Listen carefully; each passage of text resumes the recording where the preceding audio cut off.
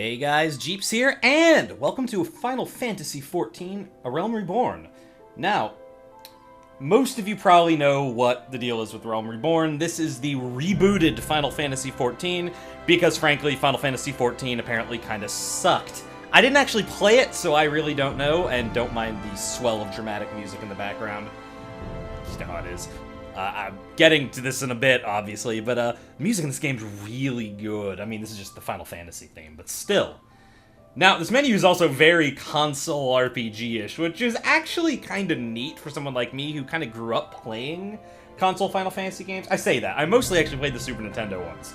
I actually have a huge bias towards them, compared to even 7, which is a fantastic game, but an overrated game, and I feel like I've already talked about this when we talked about the PC port. Anyways, that is beside the point. We are here today to actually take a look at this movie it's trying to force me to. No, we don't want to go to a cutscene. Thank you very much. No, we're actually going to talk about the character creation, because it's actually pretty in-depth. You can do a lot of stuff with this character creation engine. It is a pretty damn good-looking MMO, too. So I figured, let's take a look at the character creation. We've done this for a bunch of MMOs. Why stop when it comes to FF14? We'll do some more videos on FF14, I'm sure, but let's go ahead and start, again, very console menu-y. Brings you to your character list. This is my Atna. He's a Lancer. He's only level 15, because I just don't have that much time to play it. But it's a pretty good game. I can see everything looks pretty good. He's the elf equivalent, the Elezen. What we're going to do is we're going to go to new character and all that good stuff. Now, what you notice is it gives you the option to load appearance data. You can actually save character appearances in this game. This includes for if you were someone who downloaded they kind of had a demo slash could your system run it slash character creator thing that came out, which pretty much just played a bunch of cutscenes and loaded a character you made into it and told you how well your system handled it. It includes those, so if you did use that, you can load any of the characters you made in that into here, which is really nice. Pretty much if you come up with a design you really like, you can save it and use it on other servers or what, I don't know. It's a nice feature, but we're not going to do that, because we'll just hit OK. The whole point is to show you making a character, so why would we do that? Now, there are 5 races. There are no class or anything restrictions in this game. It's not like WoW. There's no restrictions like that. So your race is, for the most part, pretty just down to what do you prefer. You've got the here. Again, I don't actually know if these are pronounced right. The here, which are your human equivalents. The Elezen, who are your elf equivalents. They have very long necks. The Lafel, who are the tiny little cute guys, because oh, it's a Japanese RPG. Of course it has one. I don't know. But they are actually pretty cool. I like them. They're pretty neat. The Mikote. Again, don't know if I'm pronouncing that right. They're cat people, pretty much. So you can rotate. See, they have a tail. Yes, there are lots of cat girls in this game. But deal with it now. And the Rogadine, who are these giant mountain people who are awesome. Again, I don't actually know if they're mountain people. It looks like they're a maritime people, actually, for the most part. They're very, very cool. Actually, I like all the races in this game, even the cat people, so I think they look kind of neat. And they at least don't make it so it's only cat girls, which, I don't know, that seems like a weird thing to say, but it's so typical that you would just see, oh, there's a cat girl, right? Think back to the Lolita girl race in Terra, for what I mean by kind of the pandery race. And by pandery, in that case, I meant creepy and weird. Yeah, thanks for not doing that at Final Fantasy. I appreciate it a lot. But for now, just for sake of options, let's just pick the most standard thing. We will go with a human male, or here male. Now, notice down here you actually do have some other options too. Before we go any further, you can change to your character, the models in a bunch of different poses, which is kind of neat. You can see how it all interacts, I guess, something like that. Or you can see them without any clothes on. That's none of that. More useful is you can see them in different lighting, which is actually pretty neat.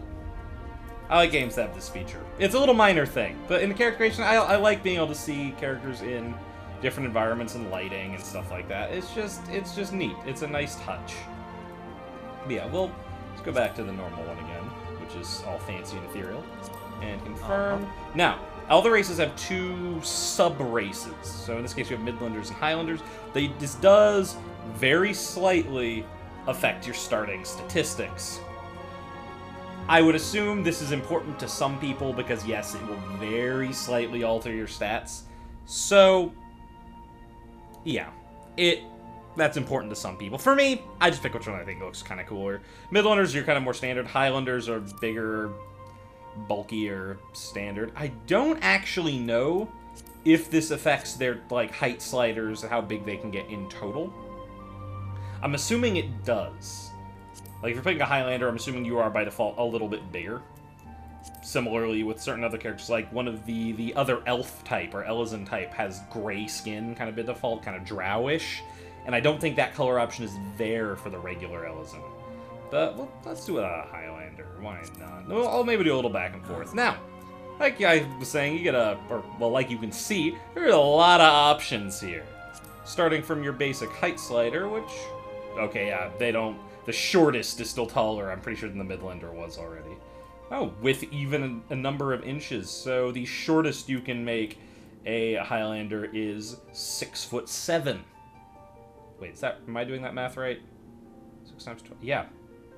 I'm sure someone's yelling at me right now for being an idiot. I'm pretty sure that's right. It's been a while. It is right. 6'7" is the shortest you can make them. Or, well, not 6'7". 6 foot point and almost 6'1". Sorry. God, that was dumb. I'm sure someone's searching. 6'1", a little less actually, all the way up to almost 6'7". There we go. See, I knew it was in there somewhere. That's neat. I like that. I actually didn't really notice that. That still makes them way shorter than the Elysian. Atna is super tall. But you can do height, muscle tone, which this is the reason you would go to this, I guess. Make them super buff, make them still pretty damn buff, but not as defined looking. It's practically just a shading option. Every game has this now. This is pretty standard. Let's be back in your clothes. Skin color. You get a pretty good variety. You can get more or less whatever you want within natural-looking skin tones. And I don't think this differs between the Midlander and Highlander. Again, like I said, I think it does differ on some races. Hairstyles. This is also a part of race thing, though there's probably some overlap. Actually, now I'm curious. So these are, taking a quick look, these are, you know, all your Highlander races. Ooh, that one's kind of neat. Shaved into the head. Well, let's just go back real quick and check a thing. If I go to Midlander... Let's go to appearance again. Hairstyles. They are different. We have some of the same ones, but not all of the same ones. Also, just for sake of comparison... Yes, their tallest is still shorter than the Highlander shortest, so that's good to have confirmed. There are some real differences between those, which is nice. Well, I guess now that we're here, whatever. Skin color's the same. Hairstyle, hair color, you get everything from natural to not natural. And you can do highlights, so you can get 2 different colors in there. So if you want to give them, like... Dodger hair, you can. This is what I'm getting at. There's a good red for that. She will never see this video because like hell she would know who I am. Anyways, that got weird. Dodger hair, yeah. No. Why not? Face, you get some face options. Not as detailed as you want, no sliders for faces, which is actually kind of disappointing. And is facial hair tied in? Or they just all have a default, and I think you can, yeah, you can modify, that's what's in facial features. So you can modify those later, but they all default ones. We'll go with that one because he looks douchey. Jaw, you get 4 options. So not as many sliders as you'd hope here. You just get options for a lot of these. Same with eye shape, stuff like that. So this is not Saints Row 4 when it comes to character creations, where you have a slider for literally everything. Eye color. This is something I thought was really neat. If you want to David Bowie it up, you can have 2 different eye colors. Yeah, heterochromia. This guy looks terrible. Eyebrows, usual, nose, mouth. You're getting the idea here. Lip color, you get a bunch of different color options. Facial features, some predefined beards, and... you can have more than one of these, which is nice. They are toggles. So there, you can be that guy. There we go. Look how beaten up and weathered he is. Tattoos, a couple facial tattoo options. You can just have both, why not? Tattoo color, like you'd expect. Face paint, it's face paint. There actually are a bunch of these options. I'm personally not a fan of them at all. I guess some of them are kind of just makeup. Yeah, this is also where makeup-y options would be. Face paint color, and then voice. This is actually pretty neat. Your character doesn't actually speak, but all the different grunts and stuff like that, there are 12 different voice options for. And you can hear the different kind of types of emotes up here. I thought this was a pretty nice touch. It keeps your character from having a voice. I'm okay with MMO characters not having a voice, but it gives you a little customization of things.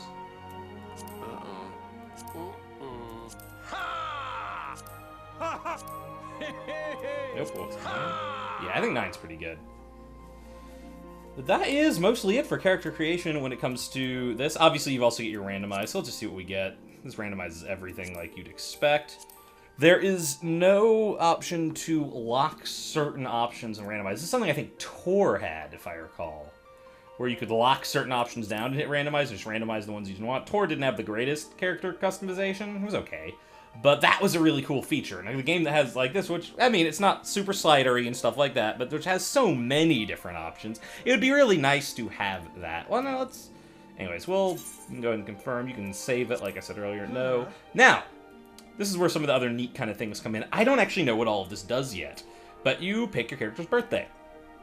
All the months have 32... I think all the months have 32 days. Yeah, all the months have 32 days. First, astral, pretty much there's 12 months, and they come in pairs of astral and umbral moons. Because I think there are 2 moons in this world. Yeah, there are. And so we'll do the 4th astral moon, the 16th, which is 7. So really, it's July 16th. Let's pretend like I didn't just have to figure out what month 7 is. The more you know, folks. I am really quick on my feet today. So you pick that. You pick your patron deity, and this gives you elemental attributes. These, again, I don't know exactly how much this really affects. But say you can pick Halone, the goddess of war, and mover of glaciers, and you get a whole bunch. There's a lot of lore for this game. A lot. It's a reasonably story-driven RPG. It's actually quite a story-driven RPG. In fact, I say it's better than FF13. Yeah, I went there. Before you get on me, I did play close to 30 hours of that game. For anyone who's a big fan of it, I put my time in. I just couldn't stick with it. I just couldn't. No. No, please. But you pick your patron deity, you get some elemental attribute stuff. Again, I don't exactly know what this does. Let's go with architecture and industry, because that sounds cool, and purple is an awesome color. And then, last but not least, you pick your starting class. Now, like I said, this is your starting class. Much like FF11, or what I know of FF11, or more to the part, to me, like games like FF Tactics and stuff like that, you get to reclass in this game. You can pretty much level up in multiple classes. Now, there are 5 war classes and 3 magic classes. You also, later on, have advanced classes, which are jobs, which is just what they call them in Final Fantasy. And that gives you some more, like, kind of typical stuff. You get your Dragoon, your I think Fighter is in there, Dragoon, White Mage, Black Mage, you know, your classic kind of Final Fantasy classes make their way in there. However, before then, you get Gladiator, which is your sword and board tanky guys. Pugilist, which are your punchy guys. They're the quick combo DPS. Marauders are also a tanking class, I believe, but they're kind of the big two-hander tankers. Lancer, which are a bit more slow and methodical DPS. This is what I've been playing on Atna so far up to level 15. I believe you can reclass starting at level 20, or might be 15. I'm not actually sure. Archer, that's a pretty self-explanatory one. Conjurer are more your kind of healery types. Thaumaturge are your damage mages. And then Arcanists are kind of a weird hybrid. They get a little pet, and they can do a little bit of healing. And they're kind of the red mage equivalent. That, again, my understanding of it. What this also does is select your starting area. It's based on your class, not your race, which is kind of neat. And so Ul'dah is a like desert kingdom kind of area. Limsa Lominsa is a pirate naval kingdom, and then Gridania is a super nature-y place. And there are less classes that start in Limsa Lominsa than anywhere else, but I guess there are an odd number of classes, so that makes sense. I started in Gridania because I was playing a Lancer. It's pretty neat. I like it a lot. By about level 15, you then kind of get the option to go to whichever. So far, it has now directed me to go to Limsa Lominsa. You go to check out all of them at around level 15. and then you get to do some more stuff. But I think it is kind of neat. This picks your starting area. The downside to that is if you were to want to play with your friends, which is, you know, a pretty reasonable thing to want to do in an MMO. Normally, it's very simple how you do that, unless you were desperate to play a certain class. Again, I'm going to use WoW as the example, because WoW is still the great example for MMOs. You want to play together, it's pretty easy. You both play Night Elves, you both play Blood Elves, you both play Trolls, or hell, you just both play Horde, and it's easy enough, even if you can't start in the same city, to very easily run to the same starting area, especially if your class is trainable in the cities around there, which I think at this point they all are. In this game, say one of you plays Lancer and one of you plays a Marauder, you're not going to see each other for like 15 levels, because you actually can't get to each other, as far as I know. It is not possible to get to... You don't have access to the airships, which are how you get between the big cities. I mean, you might be able to eventually run between them, but I think it's really far if you were to do that, and you'd probably die a lot. And again, I don't even know that for sure. But you can't get access to the airships to level 15, which means you can't get to each other. There is no way to do it. It's neat from a story reason, and that seems to be kind of part of it. But it is kind of inconvenient. So you pick your class. We'll just do a pugilist. Why not? Then you pick your world, and that is it. Now, of course, there are still lots of world troubles going on with this game. They've been upping capacity, but you will still very often run into worlds that are too full. The good news is the game is actually quite good. This is the major problem with it. But it is definitely an issue, so bear that in mind if you are wondering if you should get the game. There are still server issues in that they're really full.